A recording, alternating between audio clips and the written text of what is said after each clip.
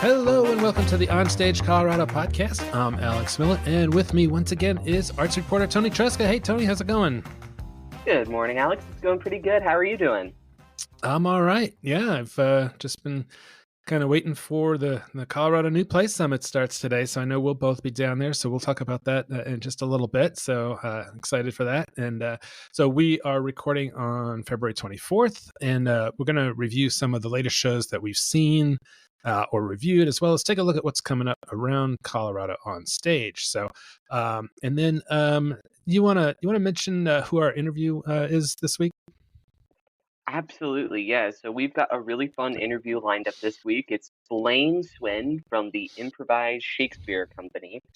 He's the founder over there, and he's been with the troupe for years. And we just have a really fun conversation where we get into all things, including some of the best names that they've gotten shouted out to them by the crowds, to how they kind of prep, to how much of it is truly improvised. And spoiler alert, it's all of it.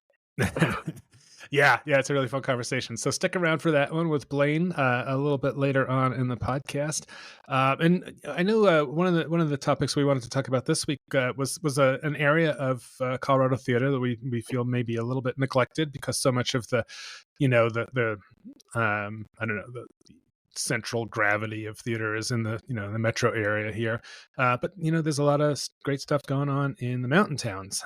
So we wanted to talk a little bit about that. So mountain town theater, I was going to lead it off just because I'm pretty familiar with two of the bigger ones in Summit County, which would be the Breckenridge Backstage Theater and Theater Silco, formerly Lake Dillon Theater Company. So I was pretty involved with both of them back in the 90s, and they've continued to grow. They both started as community theaters.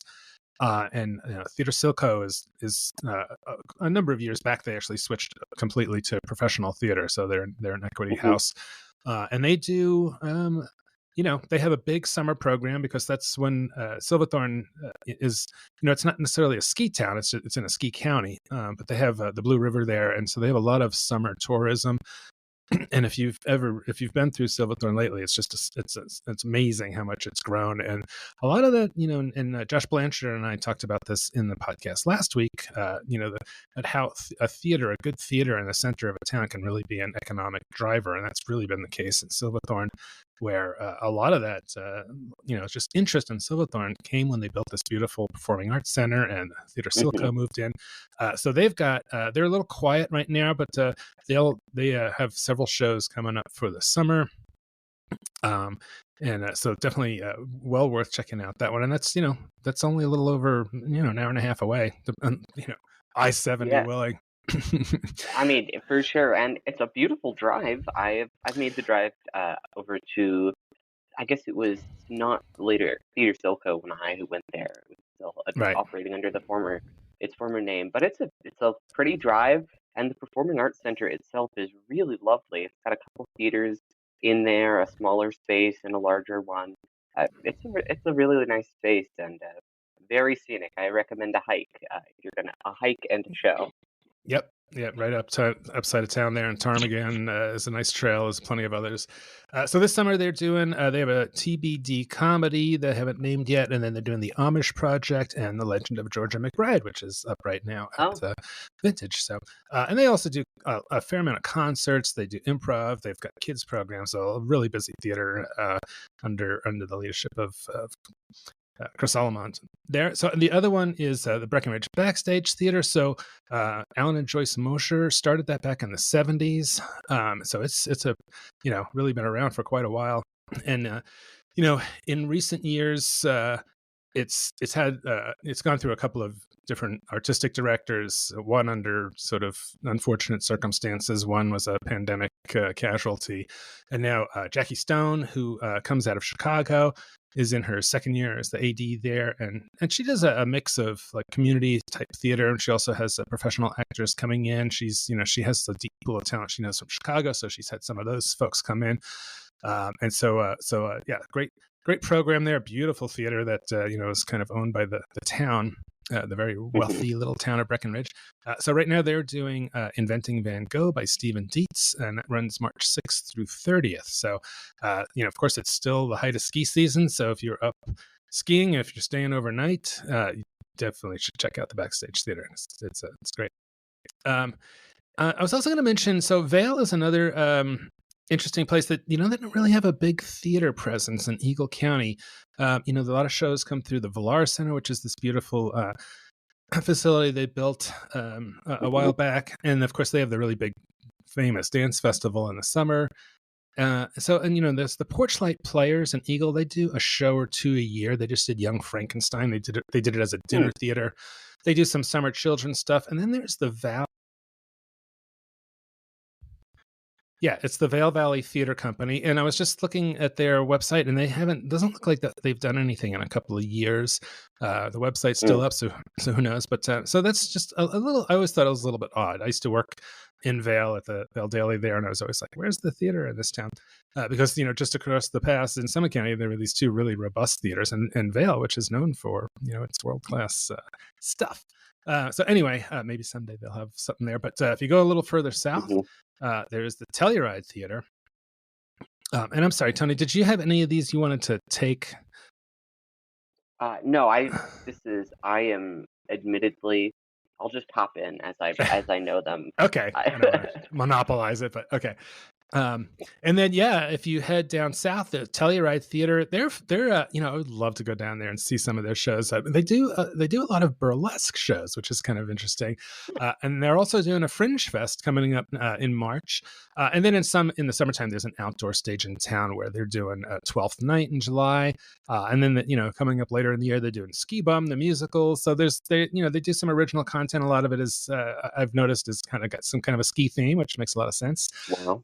But if you haven't been to Telluride, oh my God, it is a trek, but it is such a beautiful town and a storied mining town, but also this weird kind of Hollywood has this Aspen, vibe to it because as Aspen got a little crowded, some of the wealthy folks and the actors, the stars started going to Telluride, and of course they have the film festival down there. It's massive, yeah. It's like I knew Telluride primarily because of that massive film festival, but it's funny where film festivals wind up there, but and then of course also down south it was kind of like the big daddy of mountain theaters is the Creede Repertory Theater. So their repertory program dates back to 1966. It's a great story. They were I think that was like the junior league or something was like, we need some theater in this town, and somehow or another they got a hold of some people at Kansas State University, I think it was, and some actors from their theater program came out, and do you remember that,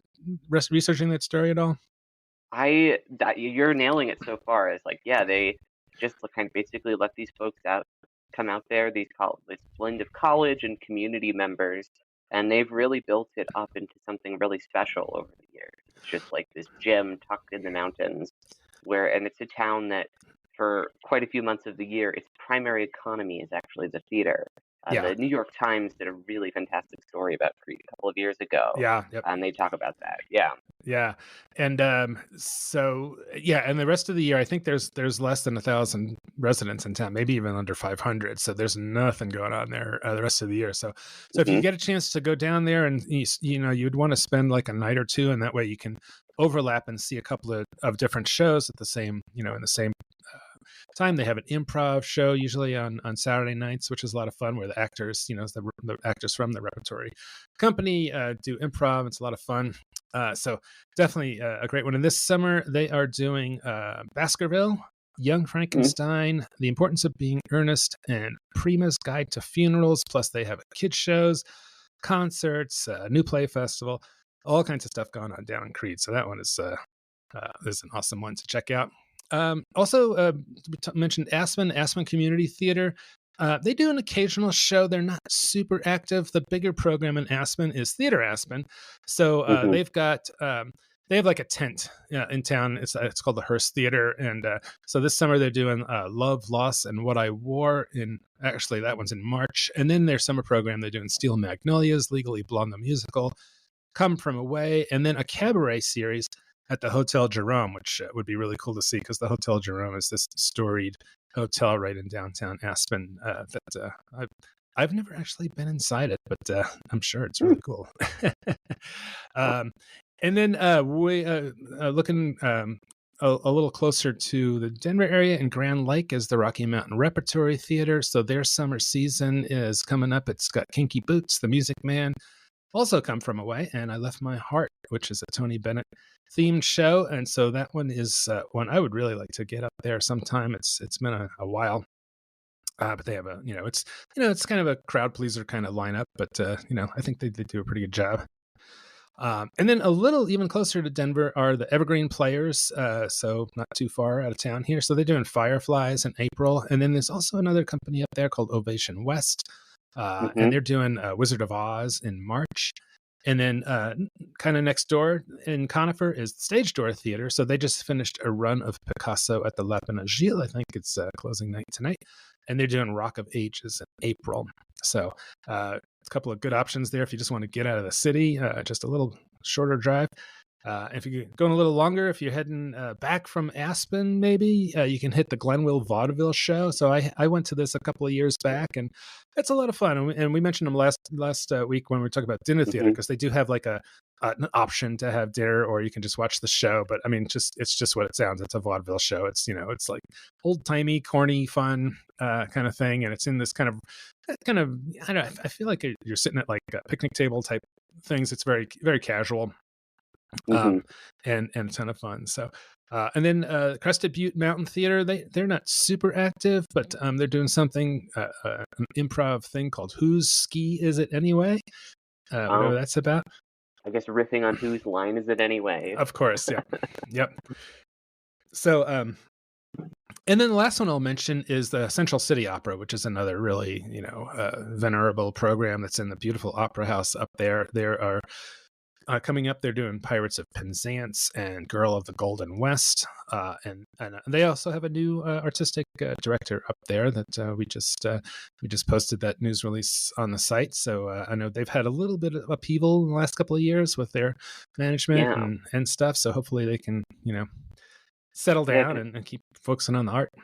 Yeah, it's been an interesting to watch the labor disputes that have been going on out of Central City Opera, because it's been pretty few. Yeah, it's for the past couple of years.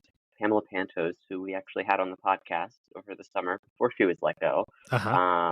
She was chatted with us a little bit about that, and it did sound like there was just a myriad of problems over there. So fingers crossed that the new artistic team is able to kind of get that straightened out, because it's a really cool. Again, that is another very cool theater in a really cool little town. You totally don't recognize. You have no idea how much the town is going to explode if you've never been up there until you get there. Yep. And so I think, so Allison Moritz is the new artistic director. I think she was the stage manager there. So they did like a big national and maybe international search, and they wound up sticking with one of their own. So hopefully she will just right that ship. So of course there are some other smaller theaters here and there. There's also some, you could argue that, I don't know, Cripple Creek is mountains. I kind of think of it as more of like a Colorado Springs area show, but they have, I think it's the Butte Theater down there that does stuff. So if I didn't mention one of the mountain town theaters that you're familiar with, it's not because I don't think they're awesome, but just kind of hit some of the bigger programs. So that's what we were doing. So, all right, well, we're going to take a quick break, and when we come back, I'll look around the state at all the also supported by the Boulder Ensemble Theater Company, Betsy, with several shows upcoming, including the Kids Improv Show, Mad Librarians in Denver and Boulder, the Kingpenny Golden Radio Hour, also in Denver and Boulder, and if you missed What the Constitution Means to Me in Denver, it'll be back in Boulder at the Dairy Arts Center in May. Find tickets and information at betsy.org. All right, welcome back to the OnStage Colorado Podcast. In a sec here, we're going to take our weekly peek into some of the shows you can see on stage right now around Colorado. But Toni, you wanted to do a little mailbag action. We had a little bit of feedback from our last pod. Indeed. Yeah, we had a couple of people reach out to us, which you are always encouraged and welcome to do at info@onstagecolorado.com or any of our social medias. But we had two folks who reached out with some thoughts on our most recent episode. First, we had arts and culture reporter over at Colorado Public Radio, Eden Lane, reached out. She said she enjoyed the podcast this week and let us know that in the West End, theaters actually serve ice cream at intermission and the interval, which is in response to our comments last week that maybe we hope that more theaters would integrate ice cream or some kind of sweet treat into the experience to just make the show pop even more. And so I was absolutely delighted to hear from Eden that actually is a tradition already over in the West End. And Over in we London, joke yeah. we joked about in our follow up with Eden that we should start a movement for ice cream at intermission here in the U.S. So if you believe in that movement, write into the pod, tell all your friends about it. We're gonna get ice cream here in the U.S. at the theaters. Yeah, and thanks to Eden. She's one of our regular listeners, so we appreciate that she's checking out our pod. Yeah, thank you, Eden. And then the other one was we got a comment from Katie Williams, who reached out to us and just was. Katie is a theatrical puppeteer and director in Colorado, and was reaching out about the Oscars, which was our awards that we did recently. And they just wanted to let us know that while they were excited for the folks in Denver who were nominated and won, that she was disappointed to see a lack of Colorado Springs or Pueblo companies or artist names. She says, I recently moved to the Springs from Denver, and there's amazing theater happening here and in Pueblo. Why Not Production put on a fabulous production of Avenue Q with 3 times as many puppets as usual, all built in-house. And then she also shouts out Theater Works in Colorado Springs, SET, Theater Across the Border, and then also commented, as someone who does a lot of theater for young adults, it's been frustrated to not be celebrated at the Henrys, and we were hoping that the Oscars might have a little more love to theater for young audiences. Just a thought, because that's a huge part of our industry that's sadly overlooked and not celebrated. Just wanted to bring this to your attention so that our amazing theater community down south feels seen and supported as well, because we think the Oscars are great. So first of all, thank you so much for writing in, Katie. We really appreciate you taking the time to reach out to us. And yeah, absolutely, we definitely absolutely heard, particularly on the theater for the young adults. That is definitely a category that we're going to be adding in the upcoming Oscars, and also definitely heard about the increased representation for locations in terms of the awards that we're giving out. We've got some as we're a volunteer site, and we do have some contributors who do stuff out in the Springs.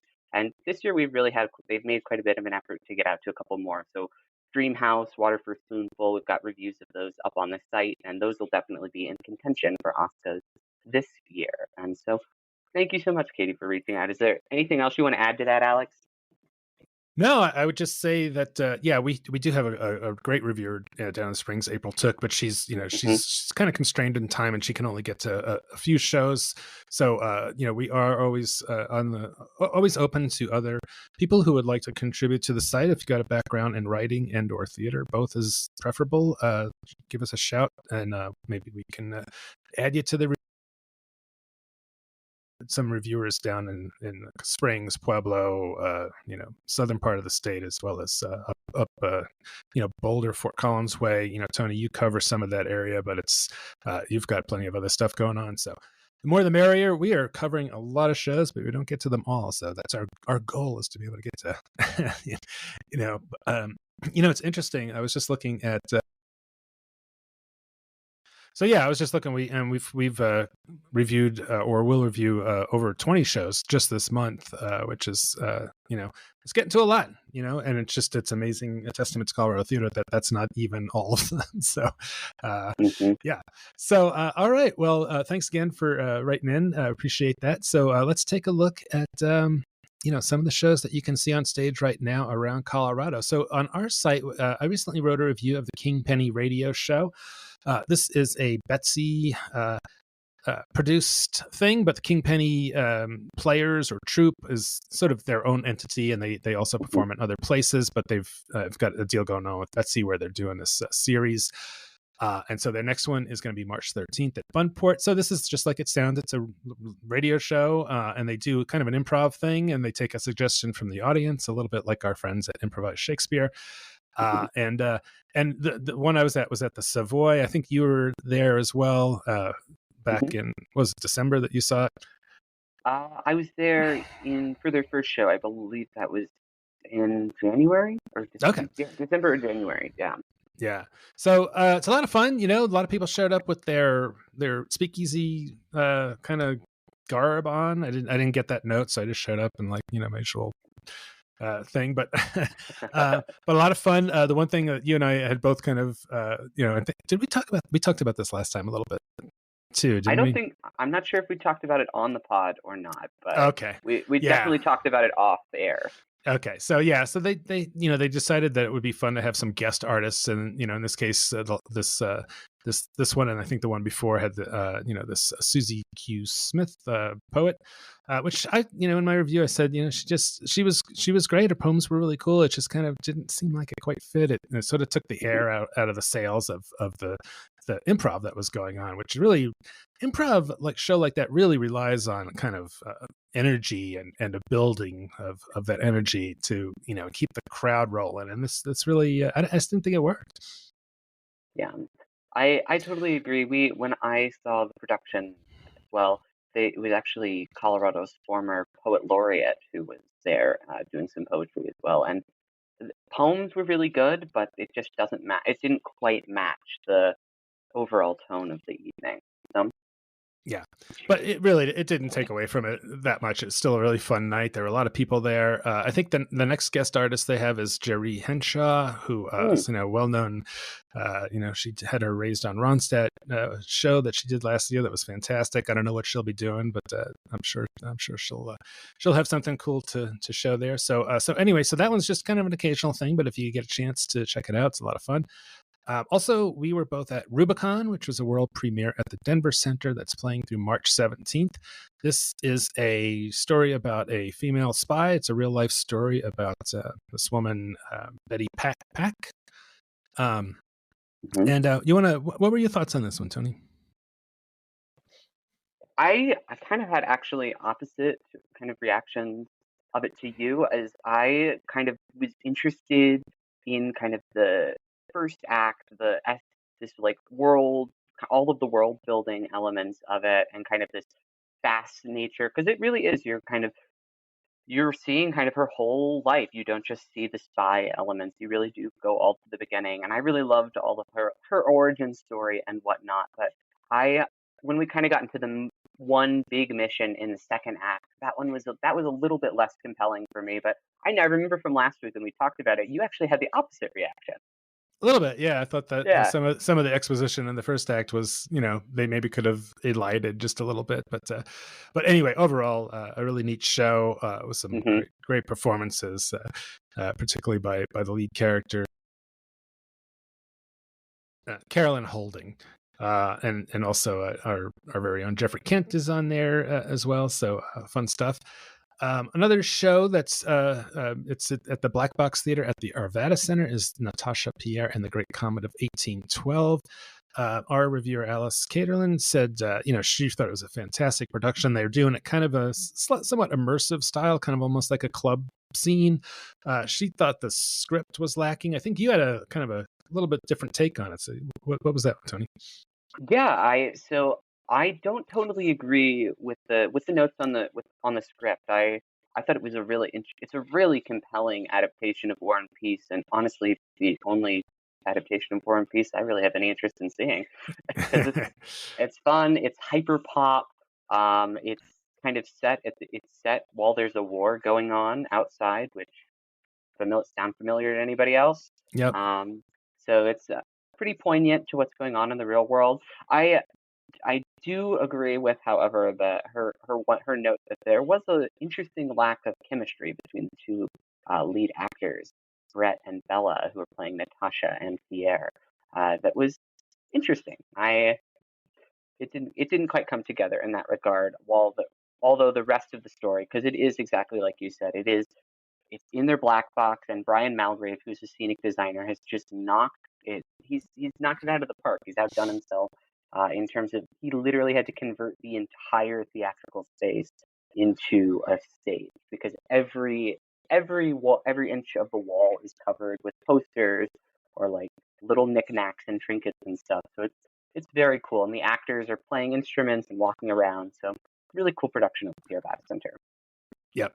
Yeah, it definitely sounds like one to go check out. And then coming up, they're going to have in their big hall. They're going to be doing Noises Off, and they just put out this kind of the sketch of the set for that one. Noises Off generally requires a pretty big 2-level set. I'm sort of sure Brian is having a field day with that one, so that's going to be a great show to check out. And oh my god, the cast is amazing. So. Yeah. Uh, Also reviewed on the site, Water by the Spoonful, which we just mentioned at the Colorado Springs Fine Arts Center at Colorado College through March 3rd. April, our reviewer, she just loved it. It was really amazing set, too. If you look at the review on our site, some of the photo is just like, it's really cool the way they did the set, because it's about these people, none of whom are in the same place. They're in this chat room, and I think they're addicts, but full of great performances. So if you're in the Springs, get to that one. Awakening Beauty at Wonderbound, so contemporary ballet. This is runs through March 3rd, and Alice will have a review of that. But we were both there on Wednesday night. So what was your take? Definitely a little bit less Sleeping Beauty than I was anticipating going in. It's kind of this really dark adaptation of the tale, vaguely set in like the school setting. The costumes are really lovely. The dancing is kind of cool, but the story was a little bit hard to follow. I admitted to one of the dancers. I was like, I did another reread of the synopsis at intermission because I was like, I'm not quite sure I'm catching the thematically what's supposed to be going on here. It wasn't quite as clear as some of other Wonderbound productions. What about you? Yeah, and that's a really good point to read the synopsis, because I forgot to do that. And yeah, I was expecting Sleeping Beauty, and it wasn't Sleeping Beauty at all. It was about this one young woman, kind of ingenue, and her I don't know, tale of growing up, and her parents get divorced. There's this really amazing scene where the set pieces that they kind of they're all on wheels, and they move them around quite a bit, and there's these two pieces of the house, and depicting the parents split. The father and his new girlfriend are on one side, and mother's on the other, and the ingenue is in the middle, trying to hold the house together as it gets pulled apart. It's a really cool visual that they did there. The dancing was fantastic as usual, but yeah, the story didn't hold together as much interest for me either. But still, Wonderbound, just the productions are just so they're so slick and professional and lavish. So really, if you're into dance, I would definitely check that out. And they sold this production out 3 weeks in advance of opening. Yeah, that's which right. is crazy. Yeah. So if you want to see this production and you don't have tickets, you better call the box office and hope there's some cancellations. Yeah. But if not, I would definitely go ahead and recommend you get yourself on the list for their next show, Sam and Delilah, which runs May 2nd through the 12th. And tickets just went on sale this week, and they're already selling like hotcakes. So I'm fairly confident they will probably sell it again before they open. Yeah, it's wonderful to see them pack on the house there. So over in Aurora at Vintage Theater, they're doing, as we mentioned, Legend of Georgia McBride through March 24th. Our reviewer Eric Fitzgerald loved the show. It's it's this really funny thing about a guy who's an Elvis impersonator, but his employer decides they want to do drag show, so he figures out how to do drag, and then hilarity ensues. Always fun times at the Vintage. At Benchmark, they're doing a show called You Got Older, which I don't know anything about. Eric is going to be at that one. Do you have any information on You Got Older? It's a play about children, about these siblings who are dealing with their aging parents, and kind of the humor and the humanity that kind of emerged from that situation. Okay, so I had a friend who was at the opening last night, and they said, and I quote, that it features some of the most real acting that they've seen on stage, real and natural acting that they've seen on stage in Colorado in a long time. So that's a pretty high compliment. Yep. Hard to go wrong with Benchmark. They may challenge you, they may upset you, but they always deliver great theater. So on the kind of the other end of the spectrum is the very silly folks at Buntport, not Benchmark. Buntport and Benchmark. Yes. Buntport is doing a show called 125 No's that runs March 1st through 23rd. This Buntport is a company that does all their own stuff. They write, they act, they direct, they produce with the 5 people. And this Um, is their 53rd show, 53rd original production, I believe. yep. And this one sounds like a romp, as they usually are. They're usually pretty comedic in tone.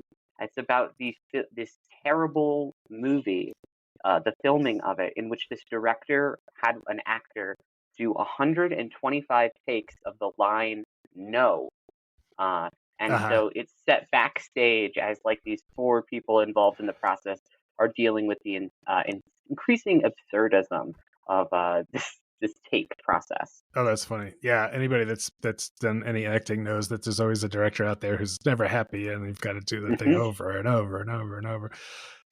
Okay, yeah, looking forward to that one. At the Arts Hub in Lafayette, they are doing Sweeney Todd, March 1st through 10th. Our reviewer Susan will be at that one. And Hmm. then we talked about this some last week. Snake! Exclamation point at the Theater Company of Lafayette in the Arapahoe Center there, and that will be March 1st through 10th. So that sounds like a lot of fun.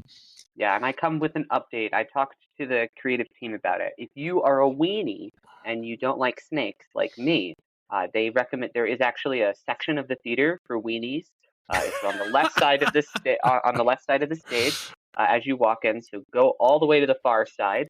If you are a phobia of snakes and you maybe want to get a little bit less snake action, I quote. But they're not going to have a snake sensitive performance where like the snake looks less realistic or something. They don't have a snake sensitive performance at the moment. No, it's you just have to sit over on the left side of the theater. Okay. All right. That's the best they can do. Yeah. Well, yeah, it'd be hard to pull off a show called Snake exclamation point without a pretty decent Without the snake. snakes. The snakeless snake. So all right. Well, also on stage or opening soon is a pretty long list. So I'm just going to kind of blast through this one. So the open Yeah. house is at Bob Blue. This Willino play it runs through March 10th up in Fort Collins. Thunder River is doing Endgame, the Beckett show with I think it's getting a lot of great reactions through March 3rd up there in Carbondale. In Louisville, Coal Creek is doing Charlie's Aunt. It's a farce that runs through March 9th. In Cripple Creek, the Butte Theater is doing a Rapunzel with 2 shows on March 1st, so short run there.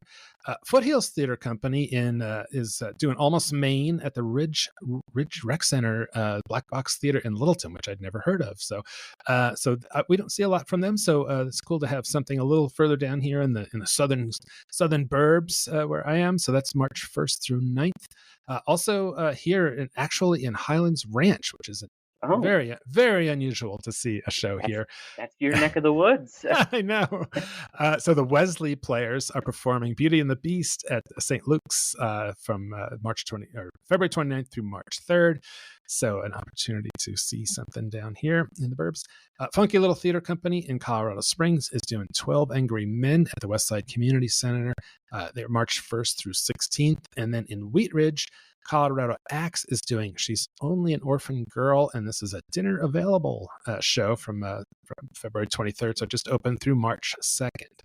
Upstart Crow in Boulder is doing a comedy called The Rivals, and that runs February 29th.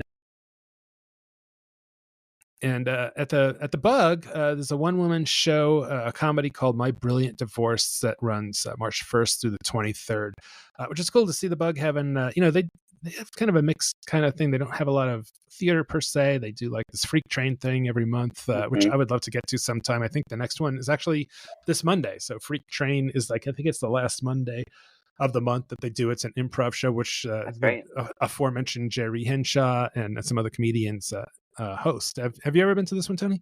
I have actually. I've been a couple times to the Freak Show. They have this fun song where they welcome you all aboard the Freak Show, or all aboard the Freak Train, excuse me, to the Freak Show. It's fun. It was really, you're just kind of chill. There's got free beer flowing in the theater, and you're just kind of watching people get up on stage, try acts out. You get everything from like people talking about their obsession with bugs to like live performance of like comedy acts or something. So you really never know what you're gonna get. So is it like an open mic thing? It is. Okay.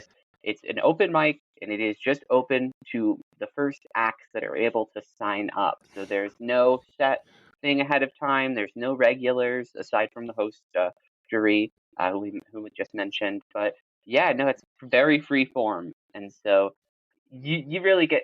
And sometimes when they don't, if they don't maybe necessarily have people who are wanting to perform or have something prepared, you make it looped into the performance. So to talk about your obsession or something.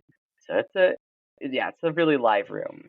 All right, that sounds like fun. So, Freak Train is at the Bug Theater this Monday night, February 26th.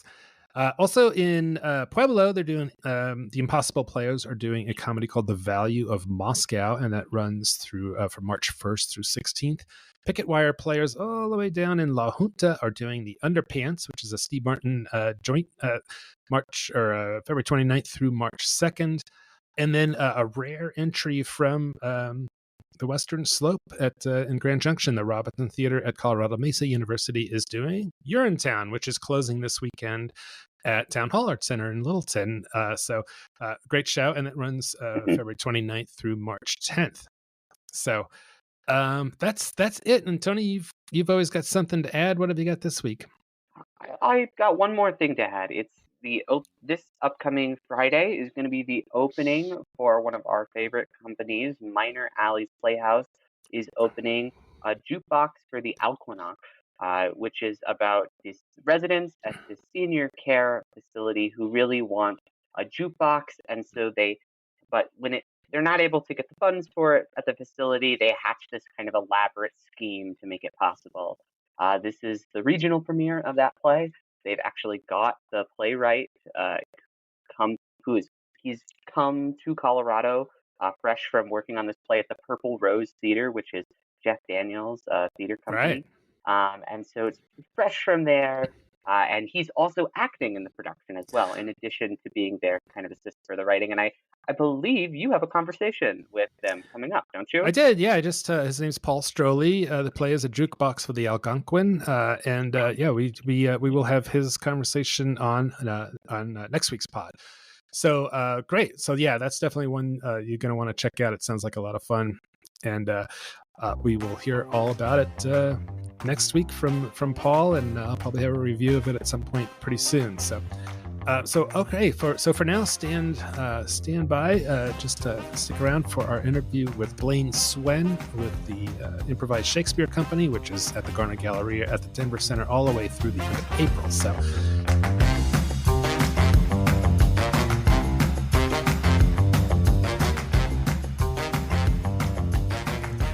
Okay, we're here with Blaine Swen from the Improvised Shakespeare Company, which is now in residence at the Denver Center's Garner Galleria Theater through the end of March, I think, right, Blaine? We've just extended for a full month, so we'll now be there through April 28th. Oh, that's right. Yes, I did hear that. That's amazing. A whole full month of extension. That's great. So yeah, we're excited about the thing. Yeah, and so we also have Toni Tresca on here as well, just because we both wanted to talk to you. So usually we just do one-on-one interviews, but Toni and I are both veterans of the complete works of William Shakespeare Bridge. That's a show that we've both done, so it's kind of near and dear to our heart. It's Shakespeare. I'm a big improv person too, so I just absolutely was intrigued by the concept. I got to see the show the first time on Wednesday, the opening night when you guys were here in Denver. And I just thought you guys were an absolute delight. So I'm really excited to have this conversation with you, Blaine. Oh, well, thanks, Toni. Thanks very much. Yeah, so for people who haven't seen the show yet, can you just give a quick idea of what to expect and what's the sort of the premise, how it goes off? Right. We ask the audience to give us a title of a play that's never been written. We ask them to make something up. And that's the only suggestion that we ask for. And once we take that title, we then improvise a play over the course of 90 minutes. We're making up all of the dialogue. The characters are created on the spot. The whole storyline is invented as we go. And we do all of that using the styles and themes and language of William Shakespeare. So it quickly starts to look like something maybe Monty Python might have written as well. So it's Sure. sort of this hybrid there. And we get title suggestions all over the map. Some people come in with a sort of Shakespearean twist. We've gotten things like Shylock, the Shy Locksmith, or a Midsummer Night's Menopause. One of my favorites was the Rocky Hamlet picture show. That was one that we got. But That's we've all, iconic. it was really a mashup of Hamlet and the Rocky Horror Picture Show. That's And then fantastic. once in Denver, we even got the Sonnets of the Lambs, which was one of my all-time favorites. And I mean, sometimes people just throw out things like Munchos versus Funyuns, or Justin Bieber. You know, I Right. think one of my all-time favorite titles we got from a group of third graders who suggested the magical farting frog, and that was one of my all-time favorites. How important is a good title? If you don't get one, I'm sure you can muddle through, but I imagine one of those really banger titles really helps, huh? Yeah, we like to say there's no such thing as a bad title, but there is such thing as a good title. And a lot of those ones that I've listed there, I think were very good titles. And there's a good title usually is something that just kind of inspires our creativity and sets us off and going. But like I said, there is no such thing as a bad title. We can work with absolutely anything.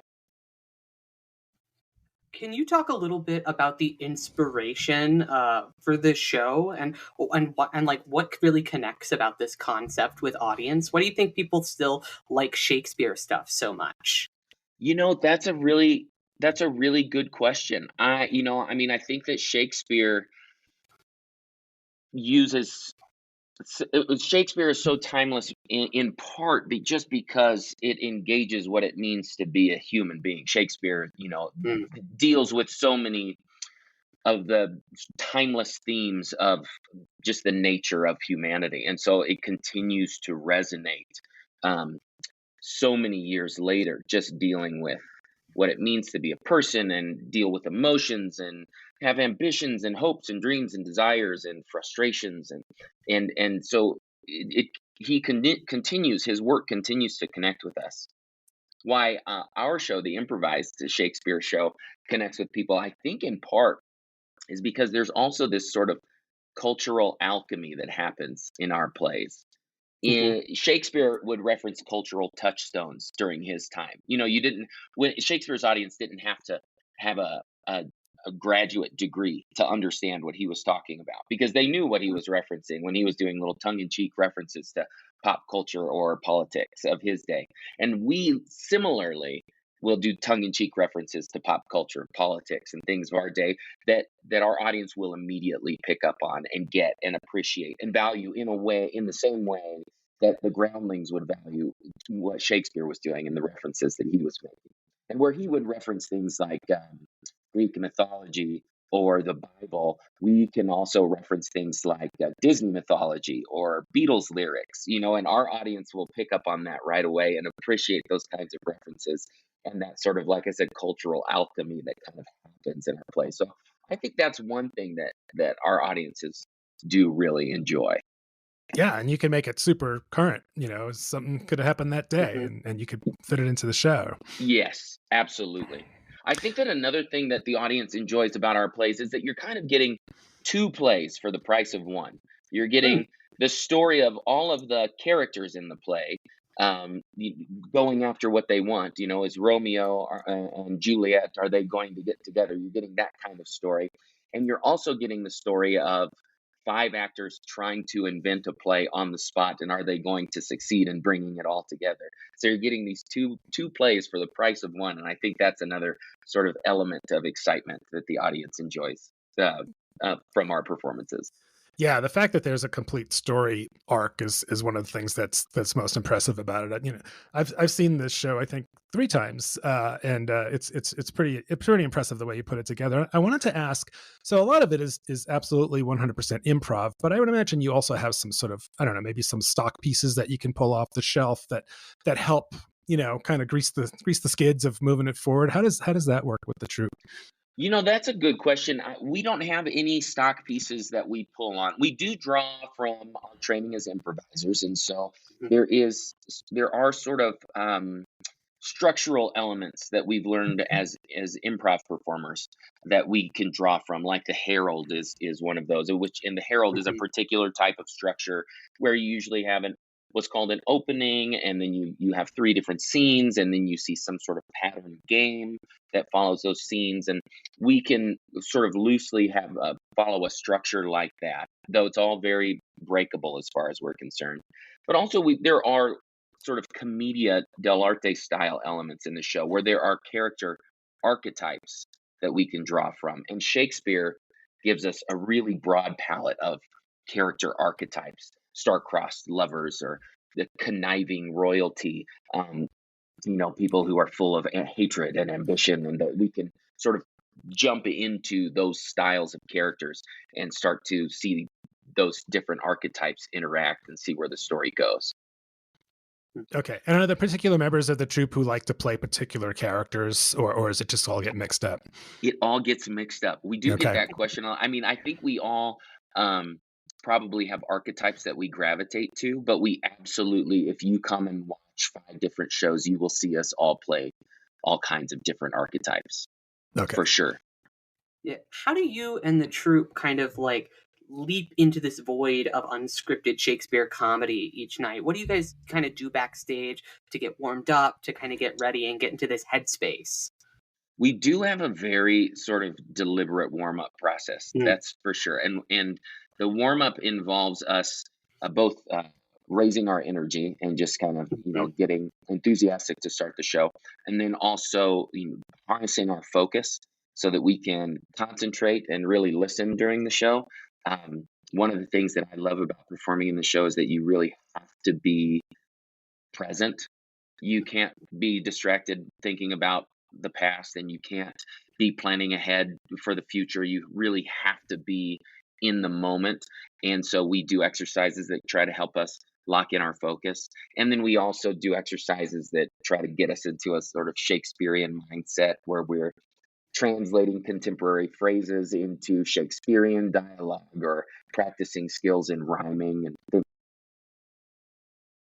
So it looks like you started this in Chicago, and you've been doing it for what, like 15 years or something like that now? Wow, yeah. So we started in 2005. So okay, longer than that. Yeah, we're working on year umpity 19, I guess. Yeah. 19. Wow. Yeah. And so you've got you usually perform with like 4 cast members, but it looks like you've got about 30, like I was looking on your website, you've got about 30 different actors that are part of it in one way or another, and you've got different shows that are kind of parked in one place, and then you've got like a touring thing, so it's a pretty big enterprise at this point now, huh? It really has grown. And yes, there's a resident group in Chicago that performs every Friday and Saturday night at the I.O. Theater in Chicago. We also have a resident group in Los Angeles that performs out of the Largo in Los Angeles. And then, like you said, we're touring all over, and including this run at the Denver Center. And so you've come to Denver quite a number of times. It must like the audiences here. What's it like to go to? I don't know. Are there some cities that are better than others? It seems like Denver's a good one for you. There certainly are cities that we have an affinity for, and Denver is definitely a city that we can come to, and it feels more like we're doing home shows than road shows. It's at this point, this is our 5th time back at the Denver Center. And so it definitely feels like performing in a place that is like I said, that's like our home. We're very comfortable there. The audiences at this point are full of people who have seen our show before and who are familiar with us. So there's a real warmth in the audience there when we come out. The Denver Center is also very graciously built us an incredible set designed by Lisa Orzalek, and it is the only place that we perform with a set specifically designed for our show, which is a really fun playground for our show, and so it makes Denver extra special to come to. Whoa, that's awesome. How is the show normally kind of performed without that kind of set? Is it more of a trunk style show, or kind of pulling stuff out of a box, or how does that kind of function when you just have the stage itself? Yeah, typically we just have a bare stage with 3 chairs. When we go on the road, that's what we've got. We got a bare stage, 3 chairs, and we really rely on the audience's imagination to create the environment. Of course, when you come to the show, at the Dip Center, we still engage the audience's imagination in creating the environment and visualizing our costumes, and it's a very sort of active experience on the part of the audience in that way. Which is, I think, another thing that people like about it is that as an audience member, you're actively engaged with your imagination and helping to create the piece in your own mind, and you're also actively engaged in trying to connect the dots of the storyline since they are being invented on the spot. I think the audience also, in their mind, tries to help figure out how the story is going to come together too. But yeah, kind of given that unpredictable nature of the performance, has there ever been a moment on stage with the troupe when you're performing where the plot just took such an unexpectedly wild turn that even you and your castmates were like left stunned by what was going on? Yes, I would say even 19 years in, we are regularly surprised by each other, which is another thing that keeps it so fresh for us. It's that we can continue to be so surprised.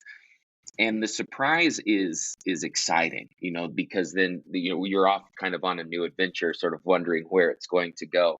But we're never afraid that it's not going to come together. I think in part because we trust each other so much, and that's an essential element in the show, is the trust that we have in each other to really support one another and to support the piece. One of the last things that we say to each other before we go on stage, and this is common in improv too, is we say, "I've got your back." And what we mean by that is it's my job to make you look as good as possible. And that's my goal on stage, is to make you look great. And so when I go on stage, I know I've got 4 other incredible performers who have made it their job to make sure I look good. And that gives me a huge element of freedom to not worry about whether the show is going to come together or not, because I know everybody is going to work together to lift each other up, and it somehow comes together every night, even when we're wondering if it's going to. That's fantastic. Yeah. Hey Blaine, I want to ask. So you and the troupe are in Denver for a good 2 months. What do you like to do in the city? You guys skiers, or you just what are you enjoying about Colorado? Denver? Oh yeah. We're really close to the Cherry Creek Trail, so we do that on the regular. We go and walk that trail. I love the sort of restaurant scene too in Denver. There's so much good food to eat, and I also like to get out to Evergreen. I think that Evergreen is really great. We do a little hiking, especially since it's so close. It's a great place to go out and hike with my wife and my kids. So we are really enjoying our time in Denver. And great. And so you got the whole family with you? Yes. Yeah. My wife and kids come out, and we're here the whole time. That's great. Yeah, that makes it a lot nicer, I'm sure, than just being on the road by yourself. And oh yeah. And Denver is just, it's just such a great city. So we look forward to coming out here and being able to spend a good amount of time like this too. Great. Toni, did you have anything else you wanted to ask Blaine while we have him here? I think that's it. We kind of got through all my questions. I just want to say congratulations on extending your run through April. And just urge people again, if you have not gotten out to see Improvised Shakespeare, or even if you have, go out again. The show's always different. Yeah, it's great. It's it's at the Garner Galleria. If you haven't been there, it's kind of a cabaret setup, so you can have sit there with drinks. There's service, and it's a reasonably priced ticket compared to a lot of other entertainment options out there for sure. And it is an absolutely 100% freshly made entertainment from the Improvised Shakespeare Company, and they will be at the Garner Galleria through April 28th. So, and you're doing what, 5 or 6 shows a week? Right, 6 shows a week, Wednesday through Sunday. All right. Well, Blaine Swen, thanks so much for joining us on the OnStage Colorado podcast. Break many legs out there for the remainder of your run, and we will probably try and get out there and see it again before you're gone. Thanks, Alex and Toni. Thanks very much. All right. Well, that's it for this week's episode. Thanks so much to Blaine Swen for coming on. Toni and I both wanted to interview him, which is why we kind of did the double thing there. We usually don't do that, but it was great to have everybody on there to talk with him. So as I noted earlier, next weekend our guest will be Paul Stroley, whose play A Jukebox for the Algonquin is opening at Miners Alley March 1st. So come back for that one. If you haven't already, please subscribe to the OnStage Colorado Podcast, wherever you get your audio stuff, and please give us a review or a couple of stars, and let people know about our podcast if you're enjoying it, because we're always trying to build our audience. And be sure to check out all of the reviews, news, some of our other podcast episodes, and our full statewide theater calendar on the website at onstagecolorado.com. That's it. I'm Alex Miller. I'm Toni Tresca, and we'll see you at the show. Yes, we will.